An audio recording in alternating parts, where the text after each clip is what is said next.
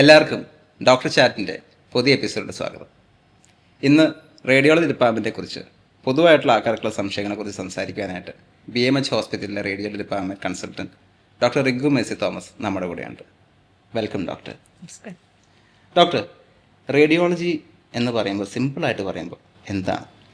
വളരെ ലളിതമായിട്ട് പറഞ്ഞു കഴിഞ്ഞാൽ റേഡിയോളജി എന്ന് വെച്ചാൽ ഇമേജസ് അല്ലെങ്കിൽ ചിത്രങ്ങൾ ഉപയോഗിച്ച് ശരീരത്തിനുള്ളിലെ രോഗാവസ്ഥ നിർണ്ണയിക്കുന്ന ഒരു മെഡിക്കൽ ഫീൽഡാണ് റേഡിയോളജി എന്ന് പറയുന്നത്. ഒരു റേഡിയോളജിസ്റ്റ് എന്ന് പറയുന്നത് ഈ ഇമേജസിനെ അല്ലെങ്കിൽ ചിത്രങ്ങളെ ഇൻ്റർപ്രറ്റ് ചെയ്യുന്ന ഒരു വിദഗ്ധ ഡോക്ടറാണ് റേഡിയോളജിസ്റ്റ്. റേഡിയോളജിസ്റ്റിൻ്റെ ചുമതല എന്താണെന്ന് വെച്ചാൽ നിങ്ങൾക്കൊരു രോഗമുണ്ടോ, ആ രോഗം എന്ത് രോഗമാണ്, എത്രത്തോളം ഉണ്ട് അതിൻ്റെ സീരിയസ്നെസ് എന്ന് പറയുന്നതാണ് ഒരു റേഡിയോളജിസ്റ്റിൻ്റെ കടമ. ഡോക്ടർ, അപ്പം നമ്മൾ ഇപ്പം CT എടുക്കണം, അല്ലെങ്കിൽ MRI എടുക്കണം, അല്ലെങ്കിൽ റേഡിയോളജി ഇതുമായിട്ട് സംബന്ധമായിട്ടുള്ള എന്തെങ്കിലും ചെയ്യണമെന്ന് ഒരു ഡോക്ടർ നിർദ്ദേശിക്കുന്ന എപ്പോഴാണ്? ഒന്ന്, കൺഫേം ദ ഡയഗ്നോസിസ് എന്നാണ്. അതായത് ഒരു ഡോക്ടർക്ക് ഒരു രോഗി അസുഖമായിട്ട് ചെല്ലുമ്പോൾ ഡോക്ടർ സംശയിക്കുകയാണ് അത് കിഡ്നി സ്റ്റോൺ ആണ് നടുവേദനയുടെ കാരണം, GB-യിലെ കല്ലുകളാണ് വേറൊരു കാരണം, അപ്പൻഡിസൈറ്റിസ്, പാങ്ക്രിയാറ്റൈറ്റിസ് അങ്ങനെയൊക്കെ ഉള്ളപ്പം ആ ഡോക്ടറിൻ്റെ ഡയഗ്നോസിസിനെ കൺഫേം ചെയ്യുക എന്നുള്ളതാണ്. അതിന് വേണ്ടിയിട്ടാണ് സ്കാനിങ്ങിലേക്ക് വിടുന്നത്. രണ്ട്, ഹെൽത്ത് പാക്കേജിൻ്റെ ഭാഗമായിട്ട് അത് ജനറൽ സ്ക്രീനിങ് പോലെ ക്യാൻസർ സ്ക്രീനിങ്ങോ അല്ലെങ്കിൽ സൈലൻറ്റ് ഡിസീസസ് ആയി ഫാറ്റി ലിവർ അങ്ങനെയൊക്കെ കണ്ടുപിടിക്കാൻ വേണ്ടിയിട്ടാണ് വിടുന്നത്. മൂന്നാമത്, ക്യാൻസറിൻ്റെ ഫോളോ അപ്പ് ആയിട്ട് അത് ട്രീറ്റ്മെൻറ്റിൻ്റെ ഫോളോ അപ്പ്, മുഴയുടെ സൈസ് കൂടിയോ കുറഞ്ഞോ എന്നൊക്കെ അറിയാനായിട്ടും, അല്ലെങ്കിൽ ഓൾറെഡി ഒരു രോഗമുണ്ട്, അതായത് ഒരു പാങ്ക്രിയാറ്റൈറ്റിസ് പോലെ രോഗമുണ്ട്, അതിൻ്റെ ഇപ്പോഴത്തെ അവസ്ഥ അറിയാൻ, അതിൻ്റെ സീരിയസ്നെസ് അറിയാനായിട്ടും. പിന്നെ നമുക്ക് പുറമേ നിന്ന് നമുക്ക് ഒരു കോസും കിട്ടുന്നില്ല, പക്ഷേ പേഷ്യൻറ്റിന് എപ്പോഴും ഹെഡേക്ക്, സീഷറിൻ്റെ കോസ് മനസ്സിലാവുന്നില്ല, അങ്ങനത്തെ അവസ്ഥയിലൊക്കെ നമ്മൾ സ്കാനിങ് റെക്കമെൻഡ് ചെയ്യാറുണ്ട്. ഡോക്ടർ, ഈ പറയുന്ന എക്സ്റേ അല്ലെങ്കിൽ അൾട്രാസൗണ്ട് അല്ലെങ്കിൽ CT, MRI ഇവയൊക്കെ തമ്മിലുള്ള വ്യത്യാസം എന്താണ്? അതായത് ഒരു ഡോക്ടർ ഒരു ഇമേജിങ്ങിലേക്ക് വിടുന്നത് ആദ്യം നമ്മൾ ചിന്തിക്കുന്നത് പെട്ടെന്നൊരു ഡയഗ്നോസിസ് വേണം. രണ്ടാമത്, ഈസിലി അവൈലബിൾ ആയിട്ടുള്ള ഒരു സ്കാനിങ് മൊഡാലിറ്റി ആയിരിക്കണം, ചീപ്പർ ആയിരിക്കണം, പേഷ്യൻ്റ് സേഫ് ആയിരിക്കണം.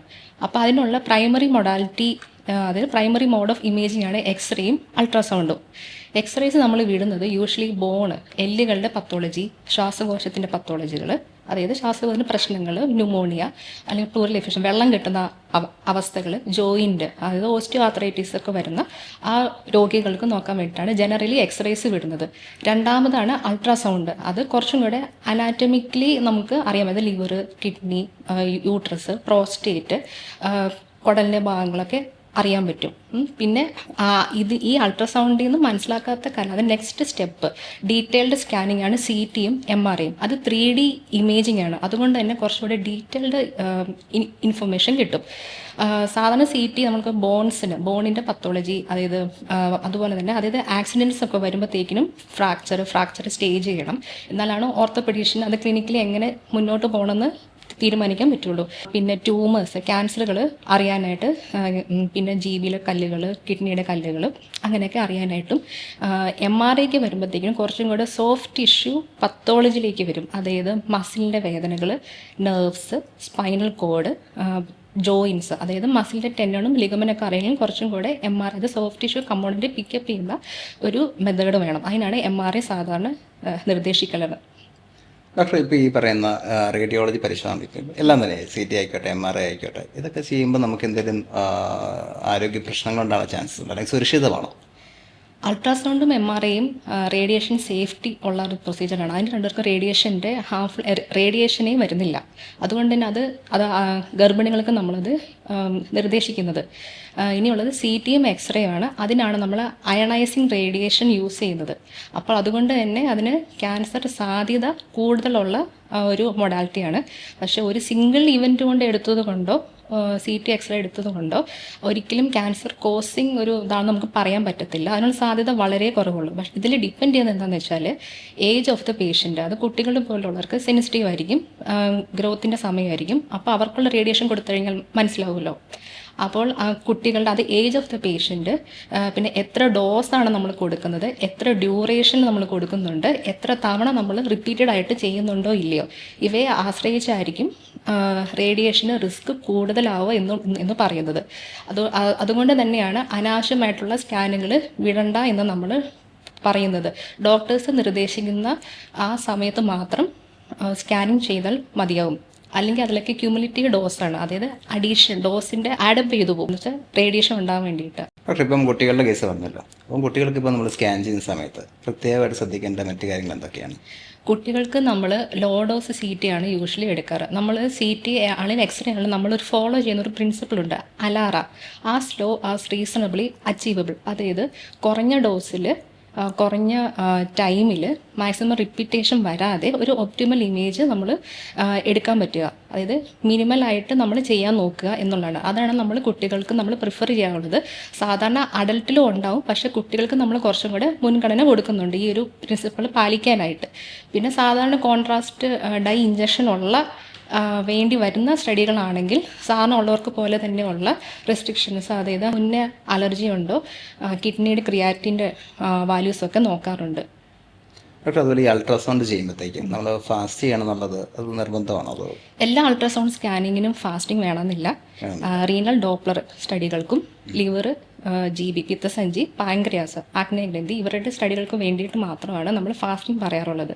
കാരണം എന്ന് വെച്ചാൽ ഫാസ്റ്റിംഗ് ആയിട്ട് ഇരുന്നാലേ പിത്തസഞ്ചിയിൽ നിന്നുള്ള ഡക്റ്റുകൾ, പാൻക്രിയാറ്റിലേക്ക് കയറുന്ന ഡക്റ്റുകൾ, അവിടെയൊക്കെയുള്ള കല്ലുകളോ മുഴകളോ എന്തെങ്കിലുമൊക്കെ ഉണ്ടെന്നുള്ളത് തെളിഞ്ഞു വരുന്നത് ഫാസ്റ്റിംഗ് സ്റ്റേറ്റിൽ, എന്ന് വെച്ചാൽ ആ സമയത്താണ് അവർ വികസിച്ചിരിക്കത്തുള്ളൂ. രണ്ടാമത് ഈ ഭക്ഷണം കഴിച്ചാൽ എക്സസീവ് ഗ്യാസ് ഫോർമേഷൻ വരും, അപ്പം നമുക്ക് കറക്റ്റ് ഒരു ഇമേജ് കിട്ടത്തില്ല. മൂന്നാമത് ഇച്ചിരി ഒബീസുള്ള ആൾക്കാർക്കാണ് നമ്മുടെ അൾട്രാസൗണ്ടിൻ്റെ ഇമേജിങ്ങിന് ക്വാളിറ്റീനെ ബാധിക്കാറുണ്ട്. അതുകൊണ്ടാണ് ഫാസ്റ്റിംഗ് നമ്മൾക്ക് വേണമെന്ന് നമ്മൾ നിർബന്ധം പിടിക്കുന്നത്. ബാക്കി സാധാരണ തൈറോയ്ഡ് ഇതിനോ ഒക്കെ നമുക്ക് അതിൻ്റെ ആവശ്യമില്ല. അത് നമ്മൾ റേഡിയോളജി സ്റ്റാഫിൻ്റെ അടുത്ത് മുന്നേ പറയുക, റിക്വസ്റ്റ് കാണിക്കുക, അപ്പോൾ അവർ കറക്റ്റ് പറഞ്ഞു തരും ഫാസ്റ്റിംഗ് ആണോ വേണ്ടതെന്നുള്ളത്. പിന്നെ ഡയബറ്റിക് പേഷ്യൻ്റ് പോലെയുള്ള പേഷ്യൻസ് ഉണ്ട്, അവർക്ക് ഫാസ്റ്റിംഗ് എടുക്കാൻ ബുദ്ധിമുട്ടായിരിക്കും. അങ്ങനെയുള്ളവർ ഏർലി മോർണിംഗ് സ്കാനിൽ വരാൻ നോക്കുക.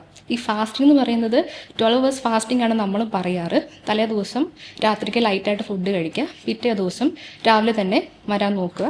പക്ഷേ പ്ലെയിൻ വാട്ടർ മാത്രമേ കുടിക്കാൻ പാടുള്ളൂ. ഭക്ഷണം പാടില്ല, ചായ പാടില്ല, കാപ്പി പാടില്ല, ഷുഗർഡ് ഡ്രിങ്ക്സ് ഒന്നും പാടില്ല. പ്ലെയിൻ വാട്ടർ മാത്രം. കാരണം അല്ലെങ്കിൽ അതെല്ലാം ചുരുങ്ങിപ്പോവും. ദഹിക്കാനുള്ള സംഭവം വരുമ്പോൾ അതിനുള്ള കാരണങ്ങൾ എന്തെങ്കിലും ഉണ്ടോ, ഭക്ഷണമായാലും വെള്ളമായാലും പ്ലെയിൻ വാട്ടർ ഒഴിച്ച്, പച്ചവെള്ളം ഒഴിച്ച് ബാക്കി എന്തായാലും അത് അങ്ങനെ വരുമ്പോൾ അത് പിത്തസഞ്ചിയുടെയും ഡക്റ്റും കൂടെ ചുരുങ്ങിപ്പോവും. അപ്പോൾ നമുക്ക് നമ്മുടെ സ്റ്റഡി ഇൻവാലിഡ് ആയിപ്പോവും. പക്ഷേ ഈ നമ്മുടെ CT MRI ഒക്കെ ചെയ്യുമ്പോൾ നമ്മൾ പ്രത്യേകമായിട്ട് ശ്രദ്ധിക്കേണ്ട കാര്യങ്ങൾ എന്തൊക്കെയാണ്? ഒരു ഡോക്ടർ CTക്ക് വിടുന്ന വെച്ചാൽ അൾട്രാസൗണ്ടിൽ നിന്ന് നമുക്ക് മനസ്സിലാവാൻ പറ്റാത്തതും അതിൻ്റെ ഡീറ്റെയിൽ ആയിട്ട് അറിയാൻ വേണ്ടിയിട്ടാണ് CTക്ക് വിടുന്നത്. പക്ഷേ CTക്ക് നമുക്ക് CT ആണല്ലോ MRI ആണല്ലോ, അത് പ്ലെയിൻ സ്റ്റഡി ആണോ കോൺട്രാസ്റ്റ് സ്റ്റഡി ആണോ നമ്മൾ ആദ്യം മനസ്സിലാക്കണം. മൂന്നാമതായിട്ട് ഒരു ഡോക്ടറിൻ്റെ ഒരു പ്രോപ്പർ റിക്വസ്റ്റ് ഫോം വേണം. അതിൽ ഡോക്ടർ എന്താണ് ഉദ്ദേശിക്കുന്നത്, ഡോക്ടറിൻ്റെ ക്ലിനിക്കൽ എക്സാമിനേഷൻ ഫൈൻഡിങ്സ് എന്താണ്, പേഷ്യൻ്റെ ബ്ലഡ് പാരാമീറ്റേഴ്സ് എന്താണ്, അത് നമുക്ക് അറിഞ്ഞിട്ടാണ്. കാരണം ഇമേജിങ് മാത്രമല്ല, മൊത്തത്തിൽ നമ്മൾ വിലയിരുത്തിയിട്ടാണ് ഇതിനും ഫസ്റ്റ് സ്റ്റെപ്പ് നമ്മൾ എങ്ങോട്ടാണ് നയിക്കേണ്ടത് നമ്മൾ തന്നെ റിപ്പോർട്ടിൽ കൊടുക്കുന്നുണ്ടാവും. ഈ കോൺട്രാസ്റ്റ് സ്റ്റഡി പോലെ ഡൈ ഇഞ്ചെക്റ്റ് ചെയ്യുന്ന സ്റ്റഡികൾക്കാണെങ്കിൽ ഓൾറെഡി തന്നെ റേഡിയോളജി സ്റ്റാഫിൻ്റെ അടുത്ത് മുന്നേ അലർജിയുടെ ഹിസ്റ്ററി ഉണ്ടോ എന്ന് ചോദിക്കുക. രണ്ടാമത് കിഡ്നി ഡാമേജ് ഉണ്ടോ എന്ന് പറയാം, അത് ക്രിയാറ്റിൻ ഹൈ ലെവൽ ആണോ എന്ന് ചോദിക്കുക. ഇങ്ങനെ ഉള്ളവർ നമ്മൾ ഓൾറെഡി ഒരു ഫിറ്റ്നസ് എടുത്തിട്ടായിരിക്കും കോൺട്രാസ്റ്റ് എടുക്കുന്നുണ്ടാവുക. പിന്നെ MRIയുടെ കാര്യം ചോദിക്കുകയാണെങ്കിൽ നമുക്ക് ഇംപ്ലാന്റ്സ്, അതായത് ലോഹമുള്ള ഒരു മെറ്റലും MRI മുറിക്കുള്ളിൽ കടക്കാൻ പാടില്ല. അതായത് ഉദാഹരണം പറഞ്ഞാൽ നമ്മുടെ കയ്യിലുള്ള ATM കാർഡ്, കീസ്, സേഫ്റ്റി പിന്നെ കഴിവതും ഒഴിവാക്കുക. പിന്നെ നമ്മുടെ ബോഡിക്കുള്ളിൽ മെറ്റൽ ഇംപ്ലാന്റ്സ് ഉണ്ട്, അതായത് മുന്നേ കമ്പി ഇട്ടിരുന്നു, ആ കമ്പി എന്ത് തരമാണെന്ന് നമുക്ക് അറിഞ്ഞിരിക്കണം. ടൈറ്റാനിയം ആണെങ്കിൽ കുഴപ്പമില്ല, ബാക്കിയുള്ളതൊക്കെ ആണെങ്കിൽ അത് ഡിസ്ചാർജ് സമ്മറിയിൽ മെൻഷൻ ചെയ്തിട്ടുണ്ടാണ്, അതും കൂടെ നിങ്ങൾ കൊണ്ടുവരണം. പിന്നെ ചെവിയിൽ ഇംപ്ലാന്റ്സ് ഉണ്ട്, കോക്ലിയർ ഇംപ്ലാന്റ്സ്, ഹിയറിംഗ് എയ്ഡ്, പിന്നെ പേസ് മേക്കേഴ്സ്, പിന്നെ തലയിലൊക്കെ കോയിൽ, അനൂറിസം ക്ലിപ്പുകൾ കോയിൽ ഇട്ടിട്ടുണ്ടെങ്കിൽ അതും നമുക്ക് MRIയിൽ നമുക്ക് ആ സ്റ്റഡി നടത്താൻ പറ്റത്തില്ല. അതും കൂടെ നിങ്ങൾ ആ റേഡിയോളജി സ്റ്റാഫിൻ്റെ അടുത്ത് മുൻകൂട്ടി തന്നെ അറിയിക്കണം.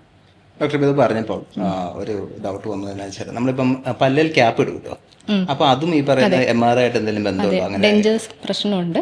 അതായത് സെറാമിക് ആണെങ്കിൽ കുഴപ്പമില്ല, അത് പ്രത്യേകം ഡെന്റിസ്റ്റിൻ്റെ അടുത്ത് പറയണം, എന്നാലേ ഉള്ളൂ. ഇച്ചിരി കാശ് കൂടുതലായിരിക്കും, കോസ്റ്റ്ലി ആയിരിക്കും. പക്ഷേ നമുക്ക് ഭാവിയിലേക്ക് ചിന്തിക്കുമ്പോൾ ഒരു എമർജൻസി വന്നു, MRI എടുക്കേണ്ട സിറ്റുവേഷൻ, അത് MRI തന്നെ എടുക്കണം. പിന്നെ CTക്ക് മാറിയിട്ട് അതിൻ്റെ ആ ഇമേജിങ്ങിനെ ക്വാളിറ്റീനെ നമുക്ക് ബാധിക്കുന്നുണ്ടാവും. ഡോക്ടർ അതുപോലെ നമുക്കിപ്പോൾ ഈ പറയുന്ന MRI CT ഇതൊക്കെ ചെയ്യുമ്പോൾ ഈ പറയുന്നതിൻ്റെ റിപ്പോർട്ടുകൾ കിട്ടാനായിട്ട് ഏകദേശം എത്ര സമയം എടുക്കുമായിരിക്കും? അത് നിങ്ങൾ ഏത് മൊഡാലിറ്റിയാണ് ചെയ്യുന്നതിനെ ഡിപ്പെൻഡ് ചെയ്തിരിക്കും.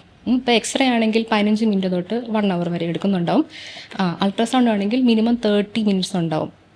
പക്ഷേ അതൊരു ഡോപ്ലർ സ്റ്റഡികൾ സമയം കൂടുതൽ എടുക്കുന്ന സ്റ്റഡികളാണെങ്കിൽ 1 അവർ വരെ പോകാം. CT റുട്ടീൻ റിപ്പോർട്ട്സ് ആണെങ്കിൽ 1 to 6 hours. പക്ഷേ അതിൽ തന്നെ കോൺട്രാസ്റ്റ് സ്റ്റഡി ഫൈൻഡിങ്സ് കൂടുതലുണ്ട് എന്നുള്ളത് അതിനെ ഡിപ്പെൻഡ് ചെയ്തിരിക്കും. കുറച്ചും കൂടെ ഡിലേ ചെയ്യുമോ എന്ന് നമുക്ക് പറയാനായിട്ട്. MRI ആകുമ്പോൾ കുറച്ചും കൂടെ കോംപ്ലക്സ് സ്റ്റഡിയാണ്, നമുക്ക് റീഡ് ചെയ്യാനും ഇച്ചിരി പാടുണ്ടായിരിക്കും. അപ്പോൾ അതുകൊണ്ട് തന്നെ 1 to 2 days എടുക്കും.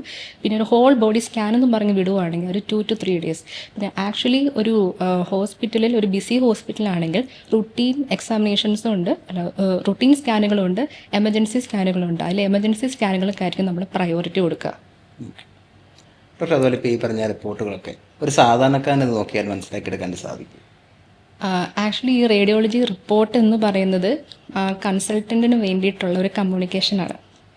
അപ്പോൾ അതുകൊണ്ട് തന്നെ അതൊരു മെഡിക്കൽ ടേംസിലായിരിക്കും നമ്മൾ എഴുതുന്നുണ്ടാവുക. ജനറൽ പബ്ലിക്കിന് മുഴുവനായിട്ടത് മനസ്സിലാവണമെന്നില്ല. പക്ഷേ ചിലതൊക്കെ നോർമൽ നോളേജ് വെച്ചിട്ട് മനസ്സിലാവും. അത് ഗ്രേഡ് 1 ഫാറ്റി ലിവർ ഉണ്ട്, നമ്മൾ സജസ്റ്റഡ് LFT കോറിലേഷൻ കിട്ടും. പക്ഷേ അത് എന്താണ് ഫാറ്റി ലിവർ എന്നോ എന്താണ് ഗ്രേഡ് 1 എന്നോ നെക്സ്റ്റ് സ്റ്റെപ്പ് എന്താണെന്നോ പേഷ്യൻ്റ് അറിവുണ്ടാവില്ലായിരിക്കും. അപ്പോൾ എപ്പോഴും നിങ്ങൾ കൺസൾട്ടൻറ്റിനോട് ചോദിക്കുക, എന്താണ് എഴുതിയിട്ടുള്ളതെന്ന് ചോദിക്കുക. അങ്ങനെയാണ് വേണ്ടത്. അല്ല പിന്നെ ഗൂഗിൾ സെർച്ച് ചെയ്തിട്ട് കാര്യമില്ല, മിസ്ലീഡ് ചെയ്യാൻ സാധ്യതയുണ്ട്. പിന്നെ അൾട്രാസൗണ്ട് അല്ല ഫൈനൽ ഡയഗ്നോസിസ്. അത് ബാക്കിയുള്ള പേഷ്യൻ്റെ ബ്ലഡ് റിപ്പോർട്ടും ക്ലിനീഷ്യൻ്റെ എക്സാമിനേഷൻ റിപ്പോർട്ട്സും ബയോപ്സി FNA പോലെയുള്ള സ്റ്റഡികളും അതും പിന്നെ നമ്മൾ അൾട്രാസൗണ്ട് അല്ലെങ്കിൽ ഏത് സ്കാൻ മെത്തേഡാണെങ്കിലും എല്ലാം കൂടെ കൂട്ടി യോജിപ്പിച്ചിട്ടാണ് നമ്മൾ അവസാനം ഫൈനൽ ഡയഗ്നോസിസിൽ എത്തുന്നത്. അതുകൊണ്ട് തന്നെ ഒരു സ്കാൻ റിപ്പോർട്ട് താഴെ ഇന്നെ കണ്ടു എന്ന് പറഞ്ഞാലും മുഴുവനായിട്ട് പേടിക്കേണ്ട സാധ്യതകൾ ഇനിയും ഉണ്ട്. ഡോക്ടർ, ഇപ്പം ഇത് പറഞ്ഞപ്പം നമുക്കിപ്പം സ്കാനിങ്ങിൽ നമ്മളിപ്പോൾ എന്ത് രോഗം കണ്ടുപിടിക്കാമെന്ന് വിചാരിക്കുക, അങ്ങനെ വന്നു കഴിയുമ്പം അടുത്ത നടപടികൾ എന്താണ്? സാധാരണ ഒരു റേഡിയോളജിസ്റ്റ് തന്നെ നെക്സ്റ്റ് സ്റ്റെപ്പ് എന്താണെന്ന് പറയുന്നുണ്ടാവും. ഫാറ്റ് ലിവർ പോലുള്ള LFT കോറിലേഷൻ പറയുന്നുണ്ടാവും. അത് ഗ്രേഡ് കൂടിയ ഫാറ്റ് ലിവർ ആണെങ്കിൽ നമ്മൾ എലാസ്റ്റിഗ്രാഫി സജസ്റ്റ് ചെയ്യും. ഇപ്പം നമുക്കൊരു ട്യൂമറാണ് നമ്മൾ സസ്പെക്ട് ചെയ്യുന്നതെങ്കിൽ അത് ഓവറിൻ കാൻസർ ഉണ്ട്, യൂട്രൈൻ എൻഡോമെട്രിയൽ കാൻസർ ഉണ്ട്. അപ്പം നമ്മൾ ട്യൂമർ മാർക്കേഴ്സ് എന്ന് പറഞ്ഞ സംഭവമുണ്ട്, CA-125 എന്ന് പറഞ്ഞാൽ കെമിക്കലി ട്യൂമർ ആണോ എന്ന് അറിയാൻ പറ്റുന്ന ട്യൂമർ മാർക്കേഴ്സ് ഉണ്ട്. അത് നമ്മൾ മെൻഷൻ ചെയ്യും. അതുകൂടി കുറച്ചും കൂടി ഡീറ്റെയിൽഡ് ആയിട്ടുള്ള സ്റ്റഡികൾ CT ആണോ MRI ആണോ എന്നുള്ളത് നമ്മൾ മെൻഷൻ ചെയ്യും. പക്ഷേ ശരിക്കും എന്ന് പറയുന്നത് ഈ എല്ലാ സ്റ്റഡികളും നേരത്തെ പറഞ്ഞ പോലെ തന്നെ ബയോപ്സി റിപ്പോർട്ടും എല്ലാം കൂടിയിട്ടാണ് ഫൈനൽ റിപ്പോർട്ട് ആവുള്ളൂ. ഡോക്ടർ, അതുപോലെ നമ്മളിപ്പം ഒരേ പരിശോധന പലതവണ ചെയ്യാന്ന് വിചാരിക്കുക, അങ്ങനെ വരുമ്പം അതിൻ്റെ അകത്ത് എന്തെങ്കിലും ഇഷ്യൂസ് ഉണ്ടാവുമോ? സേഫ് ആണോ? ഉണ്ട്. കാരണം എന്ന് വെച്ചാൽ നമുക്കൊരു സ്കാനിങ്ങിൽ ഒരു സാധനം പിക്ക് ചെയ്യണമെങ്കിൽ അതൊരു സ്ട്രക്ചറൽ ചേഞ്ച് വരണം. സ്ട്രക്ചറൽ ചേഞ്ച് വരാതെ നമുക്കൊരിക്കലും അത് പിക്ക് ചെയ്യണം നമുക്ക് പറയാൻ പറ്റില്ല. 2 ഏർലി സ്റ്റേജസ് ഓഫ് ക്യാൻസേഴ്സ് ഉണ്ട്. അതിൽ മൈക്രോസ്കോപ്പി ചേഞ്ചസ് ആയിരിക്കും, അപ്പോൾ നമുക്ക് കാണുന്നില്ല. പിന്നെ സ്കാനിങ്ങിന് തന്നെ ഒരു റെസൊല്യൂഷൻ ഉണ്ട്, അത് TVയുടെ റെസൊല്യൂഷനൊക്കെ ഇല്ലേ, അതുപോലെ തന്നെ സ്കാനിങ്ങിനും പിക്ക് ചെയ്യാൻ പറ്റുന്ന ഒരു റെസൊല്യൂഷൻ. തീരെ ചെറിയ മുഴകളാണെങ്കിൽ നമ്മളത് മിസ്സാവും. അപ്പോൾ നമുക്ക് കംപ്ലീറ്റ് ആയിട്ട് നമുക്ക് അങ്ങനെ സ്കാനിങ്ങിൽ ചെയ്തു കിട്ടിയില്ല, കണ്ടുപിടിച്ചില്ല എന്ന് പറയുന്നതിനോട് നമുക്ക് യോജിക്കാൻ പറ്റില്ല. രണ്ടാമത് പേഷ്യൻറ്റിൻ്റെ ഒബീസിറ്റി, വണ്ണം ആശ്രയിച്ചിരിക്കും. ഭയങ്കര ബോഡി ഹാബിറ്റസ് ഉള്ള ആൾക്കാരൊക്കെ ആണെങ്കിൽ നമുക്ക് അൾട്രാസൗണ്ട് ചെയ്യുമ്പം ബുദ്ധിമുട്ടായിരിക്കും, ഇമേജിനെ ക്വാളിറ്റിനെ ബാധിക്കും. ഭയങ്കര എക്സസ് ഗ്യാസ് ഉള്ളവർക്കൊക്കെ ആണെങ്കിലും ഇമേജിനെ ബാധിക്കും. അതുപോലെ തന്നെ നമ്മുടെ ഈ ഹെൽത്ത് ചെക്കപ്പ് പാക്കേജുകളൊക്കെ ഉണ്ടല്ലോ, അതിൽ റേഡിയോളജി ഡിപ്പാർട്ട്മെൻറ്റിൻ്റെ പങ്ക് എങ്ങനെയാണ്? നമുക്കെല്ലാവർക്കും അറിയേണ്ടത് എനിക്ക് രോഗമുണ്ടോ ഇല്ലയോ അല്ലേ, അതിനാണ് ഞാൻ പാക്കേജിന് വന്നതെന്നാണ് മിക്ക രോഗികളും പറയുന്നത്. അതേ നമുക്കിവിടെ ബേസ് ലൈൻ റെക്കോർഡ് നമുക്ക് കീപ്പ് ചെയ്യാൻ പറ്റും. പിന്നീട് ഭാവിയിൽ എന്തെങ്കിലും വന്നു കഴിഞ്ഞാൽ അന്ന് എത്രത്തോളം എനിക്ക് ഉണ്ടായിരുന്നു എന്നുള്ളതിൻ്റെ ഫോളോ അപ്പും കിട്ടും. 2 സൈലൻറ്റ് ഡിസീസുകളൊന്നും സംഭവമുണ്ട്, അതായത് ഫാറ്റി ലിവർ, ഏർലി സ്റ്റേജസ്, അതായത് ജീവിയുടെ കല്ലുകൾ, പിത്തസഞ്ചിലെ കല്ലുകൾ, ചെറിയ കിഡ്നിയുടെ കല്ലുകൾ, അതൊക്കെ കണ്ടുപിടിക്കാൻ പറ്റും. മൂന്നാമതായിട്ട് ഹെൽത്ത് പാക്കേജിൽ സ്ക്രീനിങ്, ക്യാൻസർ സ്ക്രീനിങ് ആയിട്ടാണ് വരുന്നത്. ബ്രസ്റ്റിനാണെങ്കിൽ മാമോഗ്രഫി നമ്മൾ ചെയ്യും, യൂട്രൈനോ സർവൈക്കൽ ക്യാൻസർ ആണെങ്കിൽ അബ്ഡമൻ പെൽവിസ് ആയിട്ട് നമ്മൾ ചെയ്യുന്നുണ്ടാവും. തൈറോയ്ഡ് ആണെങ്കിൽ തൈറോയ്ഡ് ഫങ്ഷൻ ടെസ്റ്റ് ചെയ്യും. CT MRI നമ്മൾ അങ്ങനെ ഒരു ഹെൽത്ത് പാക്കേജായിട്ട് നമ്മൾ അത് നെസസറി ആണെങ്കിൽ മാത്രം. എക്സ്റേ ആണെങ്കിലും നമ്മൾ കുറേ നാളായിട്ട് പുക വലിക്കുന്ന ഒരു ആളാണ്, നല്ല ശ്വാസം മുട്ടലുണ്ട്, അങ്ങനെയൊക്കെയാണ് ഹെൽത്ത് പാക്കേജിൽ എക്സ്റേ എടുക്കുള്ളൂ. എല്ലാ ആൾക്കാർക്കും ഹെൽത്ത് പാക്കേജ് എടുക്കണം എന്നില്ല, പക്ഷെ നമ്മൾ റുട്ടീനായിട്ട് ചെയ്യാറുണ്ട്. കാരണം എന്തെങ്കിലും ഒരു ഏർലി സ്റ്റേജ് ഓഫ് ഡിസീസ് കണ്ടുപിടിക്കാൻ പറ്റില്ല, ഒരു മുഴയോ എന്തെങ്കിലും, അത് പുറമേ ബാഹ്യമായി പ്രകടമല്ലാത്ത പല രോഗങ്ങളും ചിലപ്പം ഉള്ളിലുണ്ടാവും, ലോകലക്ഷണങ്ങളോ അതിൻ്റെ ഭാഗമായിട്ട്. അപ്പം അത് കണ്ടുപിടിക്കാൻ വേണ്ടിയിട്ട് നമ്മൾ കോമൺ ആയിട്ട് എടുക്കുന്നത് എക്സ്റേയും അൾട്രാസൗണ്ടും ആയിരിക്കും. ഡോക്ടർ, ഇപ്പം നമുക്ക് പുതിയ ടെക്നോളജികളുണ്ടല്ലോ, 3D ഇമേജിങ് അല്ലെങ്കിൽ AI പോലുള്ള പുതിയ ടെക്നോളജികളൊക്കെ രോഗികൾക്ക് എത്രത്തോളം ഗുണം ചെയ്യുന്നുണ്ട്? ഇപ്പം എല്ലാം കീഴടക്കിയിരിക്കുകയാണ്. നമ്മുടെ റേഡിയോളജിയിലാണ് ഏറ്റവും കൂടുതൽ കീഴടക്കിയിട്ടുള്ളത്. പക്ഷേ ഒരിക്കലും റേഡിയോളജിസ്റ്റിനെ റീപ്ലേസ് ചെയ്യില്ല. Plus radiology better and accurate diagnosis എന്നാണ് നമുക്ക് പറയാൻ പറ്റുള്ളൂ.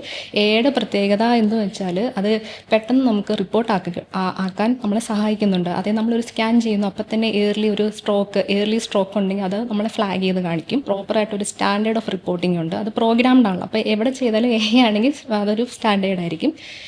പിന്നെ കുറച്ചും കൂടെ ഈസിയറാണ് റേഡിയോളജിയുടെ നമുക്ക് അസസ് ചെയ്യാനും അങ്ങനെയൊക്കെ നമുക്ക് ഇങ്ങോട്ട് തന്നെ അത് നമ്മൾ ഫ്ലാഗ് ചെയ്ത് കാണിക്കുന്നതുകൊണ്ട് നമ്മുടെ വർക്ക് ഭയങ്കര ഈസി ആയിരിക്കും. പിന്നെ മിസ്റ്റേക്കുകൾ, അതായത് ഏർലി ചാൻസ് ഓഫ് മിസ്സിങ് ഇല്ലേ, ഡിറ്റക്ഷൻ റേറ്റ്, അത് വളരെ കുറവായിരിക്കും. പിന്നെ ഇത് 3D റീകൺസ്ട്രക്ഷൻ എന്ന് പറഞ്ഞ പുതിയ ടെക്നോളജി ഉണ്ട്. അത് CT MRI ഉള്ളത്.